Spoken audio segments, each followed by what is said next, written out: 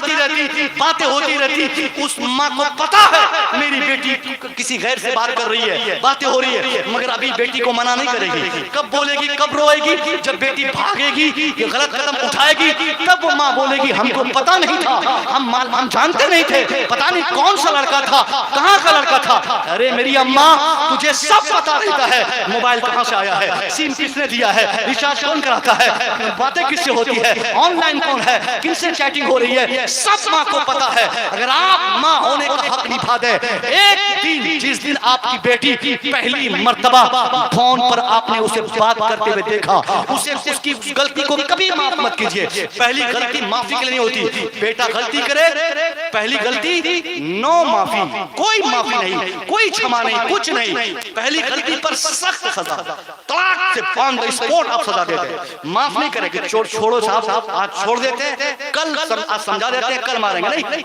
आज समझाइए नहीं, कल समझाइएगा, आज पीट दीजिए। आज अगर आप छोड़ देंगे तो आज सिगरेट पीने वाला यकीनन कल ताड़ी पिएगा, कल गया पिएगा।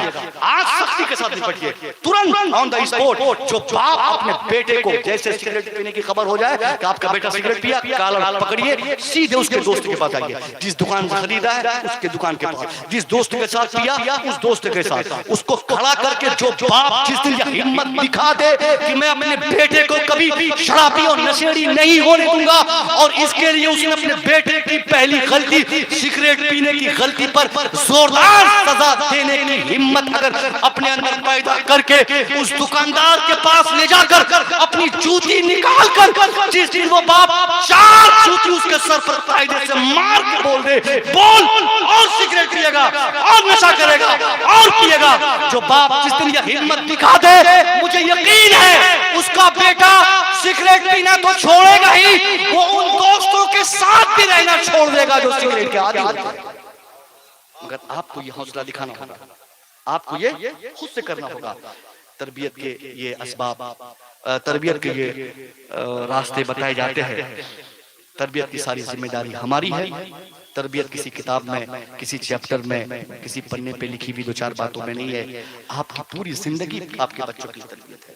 वो सिलेबस में नहीं है कि ये किताब पढ़ लो तो आपके बच्चों में तरबियत आ जाएगी, नहीं, आपकी पूरी लाइफ आपके बच्चों के लिए तरबियत के लिए। आप खुद ऐसा माहौल क्रिएट करें अपने गांव में, अपने घर में, कि आपको देखकर आपके बच्चे सीख लें। जैसे मैं बोलता हूँ अक्सर, जुमा के दिन आप देखते होंगे छोटे छोटे बच्चे मस्जिद में जुमा पढ़ने जाते हैं, और हर जुमा को बच्चों को देखते कि नहीं आप लोग नमाज पढ़ते जुमा में? देखते हैं, गलत बात है। पढ़ते हुए भी हम लोग लास्ट में देखते हैं। और कितने शरीफ बच्चे रहते हैं, हर जुमा में बच्चे मस्जिद में पहुंचते हैं और ऐसी शरारत करते हैं, आप लोग देखे करते हुए? बहुत करते हैं। नहीं, बहुत करते हैं। आपने देखा करते? गलत बात है, आपने देखा नहीं होगा, कोई देखता नहीं उन बच्चों को। हम लोग जैसे नियत बांध के खड़े होते हैं ना, तब वो शुरू करता है, समझ गए? और क़याम तक तो ठीक है, जब हम लोग रुकू में जाते हैं उसमें थोड़ी शिद्दत आती है। और ड्रामा असल तो तब बच्चे करते हैं जब हम लोग मुकम्मल सजदे में रहते हैं, पूरा लगता है आप ये हम लोग को भगा देगा। और जैसे हम लोग सलाम फेर के नमाज से फारिग होते हैं, पीछे पलट के देखते हैं तो वो लोग उस वक्त नमाज में रहते हैं, है ना? बराबर है ना? उस वक्त वो लोग नमाज में रहते हैं, वो ऐसा लगता है कि बहुत बड़ी नमाज पढ़ रहा है। और उसके बाद सिक्योरिटी साहब, मस्जिद के सिक्योरिटी साहब आके बोलते हैं किसने मारा धक्का, कौन मारा धक्का, किसने किसको मारा, कोई किसी का नाम नहीं बताता। यूनिटी भी उसके अंदर, बोलता हम नहीं किए, वो अपनी जिम्मेदारी लेता है, हमने नहीं कुछ किया है, उधर पता कीजिए। यानी शरारत करते हैं लेकिन बताते नहीं है। बहरहाल उसी बीच में कुछ लोग बोलते हैं कि इन लोगों को मस्जिद में बुलाना, कौन बच्चा को लाता है, किसका कुछ का बच्चा है, क्यों लाता है, ये भी गलत है। बच्चे अगर मस्जिद में आके शरारत करते हैं तो वो करें, उस पर कंट्रोल करने के जो भी तरीके हैं आप उस पर अमल करें, मगर बच्चों को मस्जिद में आने से आप नहीं रोक सकते, ये गलत है। हज़रत इमाम गज़ाली, गालिबन इमाम गज़ाली ने फरमाया है कि जिस समाज की मस्जिद के पिछले सबसे हल्ला की आवाज न आए, उस समाज को अपने मुस्तकबिल के ताल्लुक से फिक्रमंद होना चाहिए कि अब हमारा समाज का मुस्तकबिल खराब हो रहा है। समझ गए होंगे बात?